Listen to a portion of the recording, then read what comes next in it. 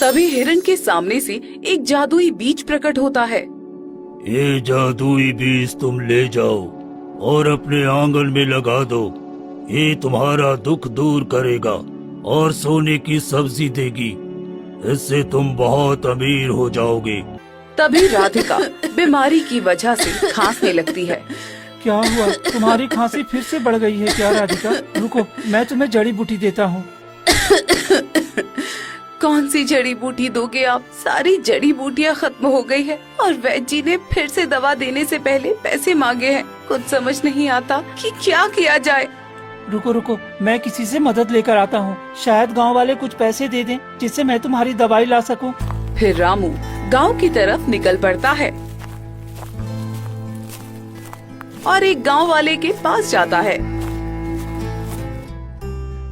भाई मेरी पत्नी बहुत बीमार है, कुछ पैसे दे दो ताकि मैं उसके लिए दवाइयाँ ला सकूं।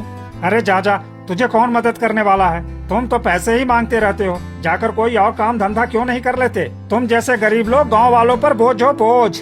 भाई आप ऐसा क्यों बोल रहे हो? इस वक्त मेरा टाइम खराब है तो क्या हुआ? मैं मेहनत कर रहा हूँ। भगवान एक न एक दिन मेरा दिन जरूर लौटाएंगे। बस मैं अपना कर्म कर रहा हूँ।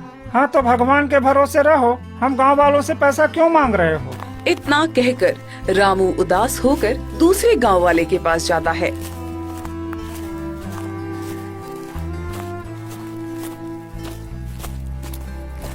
भाई मेरी पत्नी बहुत बीमार है, कुछ पैसे दे दो ताकि मैं उसकी दवाई ला सकूं। अरे भाई, तेरा चेहरा देखते ही मुझे मालूम हो गया था। तुम्हारी वही परेशानी, वही लाचारी। क्यों यहाँ आ गया? हाँ, जा यहाँ से। तुम जैसे लोग भगवान के भरोसे ही मर जाते हैं। तेरी हालत कभी नहीं सुधर सकती। हरिलाल भाई, आप लोग मुझे देखकर क्यों मजाक बनाते रहते हो? मेरी किस्मत ही खराब है तो मैं क्या कर सकता हूँ? फिर भी मैं कोशिश करता हूँ अच्छा करने की, मगर हर बार कोई न कोई परेशानी आ जाती है। फिर रामू कई गांव वालों के पास जाता है पर उसकी मदद कोई नहीं करता। रामू उदास होकर घर लौटता है और मन ही मन सोचता है, मैं और मेरी फूटी किस्मत, लगता है कभी मेरा पीछा नहीं छोड़ने वाला।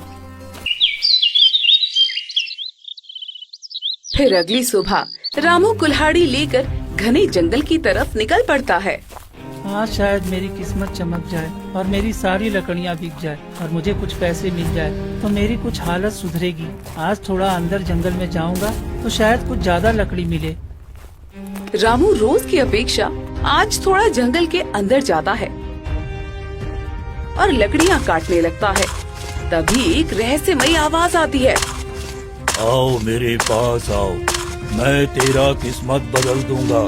अरे ये जंगल में ये आवाज कैसी? पहले तो कभी मैंने ये आवाज नहीं सुनी। मुझे जाकर देखना चाहिए, आखिर ये आवाज कहाँ से आ रही है।